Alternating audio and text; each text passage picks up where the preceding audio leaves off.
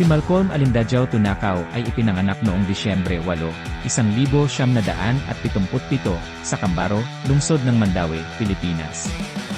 Siya ay isang profesional na boksinggero na kaliwete sa dibisyon ng flyweight. Siya ay dating bigay at lineal flyweight champion.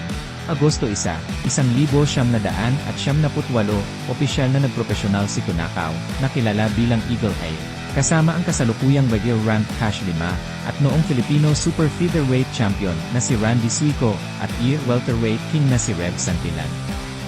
Sila ay tinawag na the Golden Boys of Cebu Boxing. Nakuha ni Tunakaw ang korona ng flyweight ng Pilipinas sa pamamagitan ng 12-round unanimous decision win laban kay Rio Sumampong noong Setyembre 25, 1978 sa Talisay City. Noong 2000, naging lineal at ideal flyweight champion siya sa pamamagitan ng 7-round win laban kay Medgon Singsurat ng Thailand. Nang sumunod na taon, natalo siya sa mga titulo kay Pongsaklek Wonjongkam sa pamamagitan ng sa unang round.